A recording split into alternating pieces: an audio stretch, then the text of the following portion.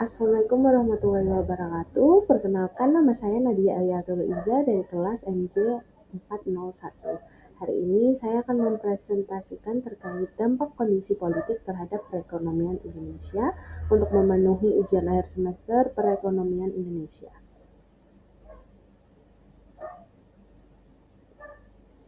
Jadi yang pertama kita akan membahas latar belakang. Situasi politik nasional memiliki pengaruh besar terhadap kinerja dan stabilitas perekonomian. Kepercayaan terhadap pemerintahan berperan penting dalam menjaga investasi, stabilitas harga, dan pertumbuhan ekonomi.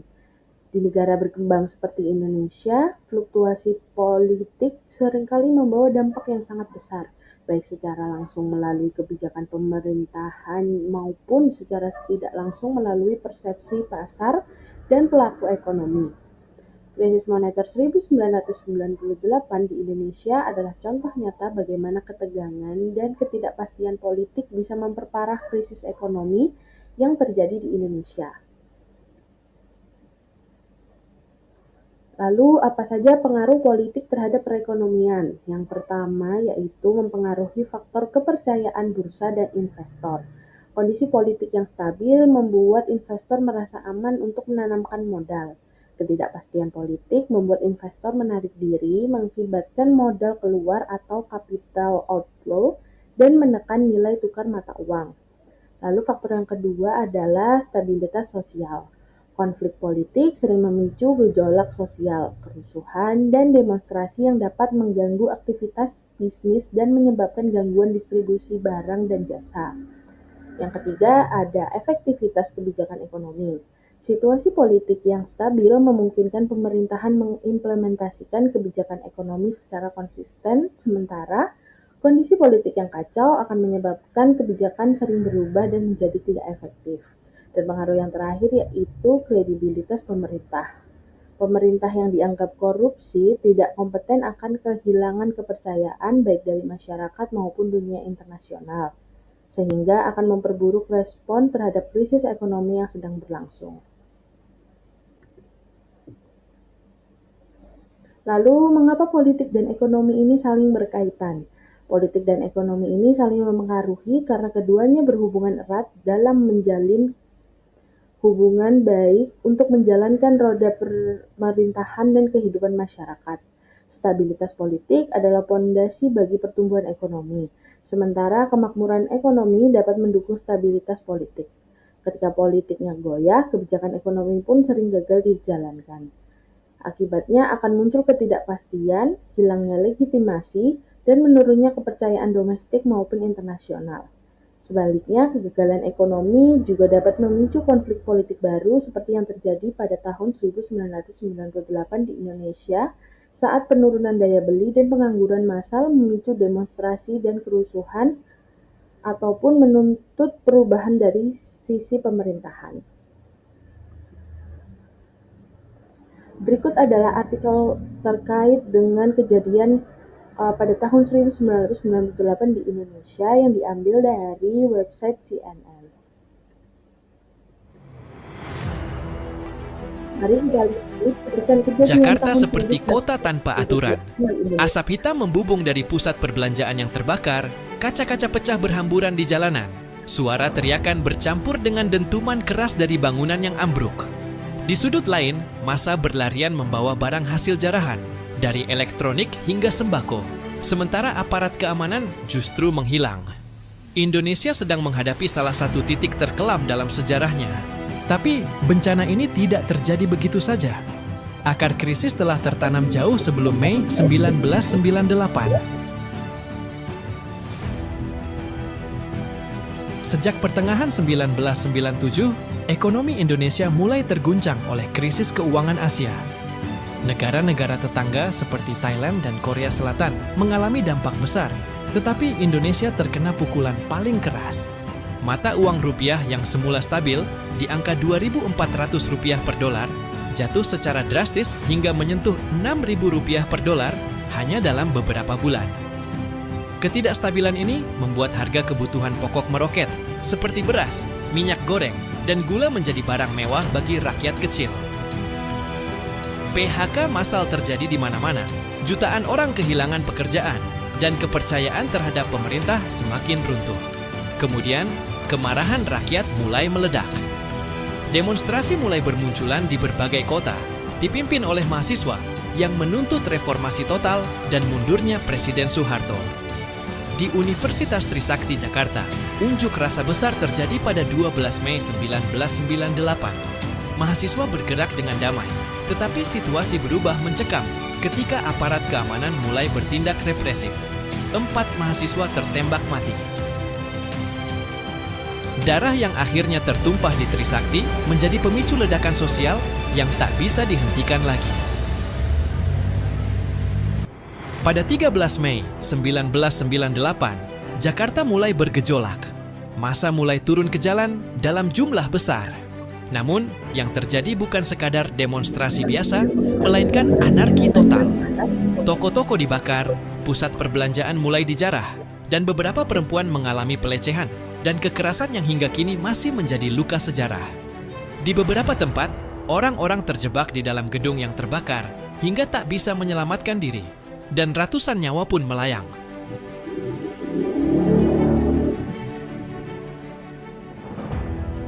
Yang membuat situasi semakin mencurigakan adalah laporan dari berbagai saksi mata. Beberapa mengatakan bahwa massa anarkis bukan berasal dari warga lokal, melainkan bus-bus yang penuh orang asing tiba-tiba datang, dan mereka langsung merusak dan membakar, dan kemudian langsung menghilang. Sejumlah pihak menduga ada aktor-aktor yang menggerakkan kerusuhan secara sistematis. Ketika situasi semakin tidak terkendali, tekanan internasional terhadap Indonesia pun meningkat. Negara-negara asing mulai menarik investasinya dari Indonesia, seperti IMF, International Monetary Fund, memberikan tekanan ekonomi yang lebih berat, dan kepercayaan terhadap pemerintahan Soeharto benar-benar runtuh. Akhirnya, pada 21 Mei 1998, Soeharto mengumumkan pengunduran dirinya setelah berkuasa selama 32 tahun. Namun, apakah ini akhir dari segalanya? Tentu tidak. Meskipun reformasi telah dimulai, luka krisis 1998 masih membekas hingga hari ini. Banyak pertanyaan yang tak pernah benar-benar terjawab. Apakah ini hanya kemarahan spontan rakyat Indonesia? Atau ada skenario besar yang memang dirancang untuk menjatuhkan kekuasaan? Dan siapa dalang di balik ini semua? Sejarah hanya mencatat peristiwanya, tetapi kebenaran sejati masih tersembunyi di balik tirai kelam masa lalu.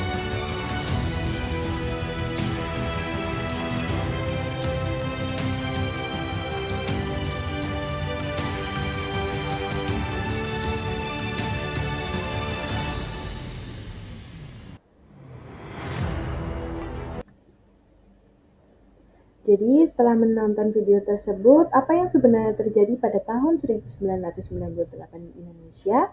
Kondisi politik Indonesia pada tahun tersebut sangatlah bergejolak dan menjadi salah satu periode yang paling krusial dalam sejarah modern negara ini. Tahun itu ditandai dengan runtuhnya rezim Orde Baru setelah 32 tahun berkuasanya di bawah Presiden Soeharto yang dipicu oleh kombinasi krisis ekonomi moneter dan krisis politik yang saling memperparah. Krisis moneter yang sudah mulai melanda sejak pertengahan 1997 ini menyebabkan nilai tukar rupiah ambruk dari sekitar 2.400 rupiah menjadi 16.800 per dolar Amerika Serikat pada awal tahun 1998. Dampak ekonomi yang parah ini mengakibatkan inflasi, melonjaknya harga kebutuhan pokok, jumlah pengangguran yang sangat besar, serta kepanikan di kalangan pelaku usaha dan masyarakat umum. Selain itu, ketidakmampuan pemerintah Orde Baru merespon krisis ekonomi secara efektif dan cepat menyebabkan legitimasi pemerintah semakin hancur. Masyarakat kehilangan kepercayaan terhadap kemampuan pemerintah mengatasi masalah yang kemudian memicu gelombang besar demonstrasi mahasiswa dan rakyat di seluruh Indonesia. Situasi ini diperparah oleh praktik KKN atau yang sering kita ketahui dengan korupsi, kolusi, dan nepotisme yang sudah mengakar dalam sistem pemerintahan. sehingga eskalasi ketidakpuasan politik berkembang menjadi tuntutan reformasi menyeluruh pada tatanan pemerintahan. Kerusuhan dan konflik sosial pecah di berbagai wilayah sehingga memperburuk suasana ketidakstabilan nasional. Secara politik, tahun 1998 menjadi masa transisi yang sangat penting. Tekanan dari masyarakat dan berbagai elemen bangsa memaksa Presiden Soeharto mengundurkan diri pada tanggal 21 Mei 1998 dan menggantikan kursinya dengan Wakil Presiden B.J. Habibie. Peristiwa ini menandai berakhirnya rezim Orde Baru dan awal era reformasi dengan perubahan yang besar serta upaya pemulihan ekonomi yang lebih demokratis. Semula, Semula gejolak ini terjadi akibat kegagalan pemerintah dalam menghadapi krisis ekonomi yang berat, menunjukkan betapa saling berkaitannya dimensi politik dan ekonomi dalam konteks Indonesia pada waktu itu. Lalu, apa saja dampak ekonomi akibat kejadian tahun 1998 di Indonesia? Yang pertama yaitu penurunan nilai tukar rupiah menyebabkan inflasi yang sangat tinggi dan harga-harga kebutuhan pokok meroket, sehingga daya beli masyarakat jatuh. Lalu yang kedua, banyaknya perusahaan yang gulung tikar dan sektor perbankan mengalami kredit yang macet, sehingga menyebabkan pemutusan hubungan kerja secara massal. Yang ketiga, peningkatan jumlah pengangguran dan kemiskinan yang melebar. Yang keempat, adanya kerusakan sistem keuangan, kebangkrutan bank, krisis likuiditas, dan defisit anggaran. Dan dampak yang terakhir yaitu kontraksi tajam PDB Indonesia, resesi ekonomi terparah saat itu. Selanjutnya dari sisi politik. Dampak yang pertama yaitu krisis ekonomi menimbulkan ketegangan sosial dan politik yang akut.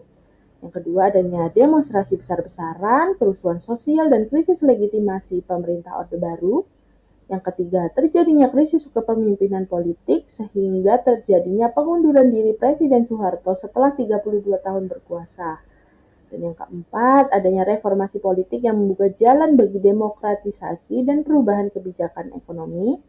Dan yang terakhir yaitu reformasi sistem tata kelola ekonomi untuk memperbaiki kelemahan yang menyebabkan krisis.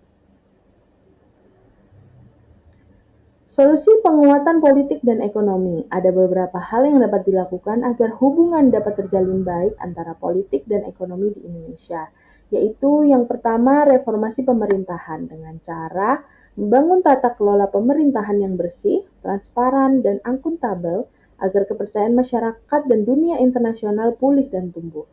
Lalu yang kedua, bisa melakukan penguatan peraturan dan sistem hukum dengan cara menegakkan supremasi hukum agar kepastian hukum bagi pelaku usaha dan masyarakat dapat terjamin.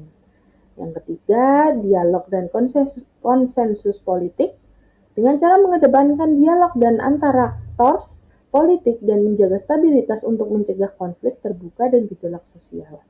Yang keempat yaitu adanya kebijakan ekonomi yang konsisten dan responsif dengan cara merancang kebijakan ekonomi yang responsif terhadap perubahan dan berorientasi secara jangka panjang.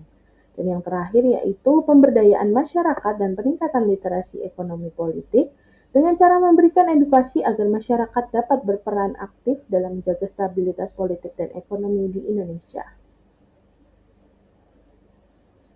Sekian penjelasan saya, apabila ada kesalahan mohon dimaafkan. Terima kasih. Wassalamualaikum warahmatullahi wabarakatuh.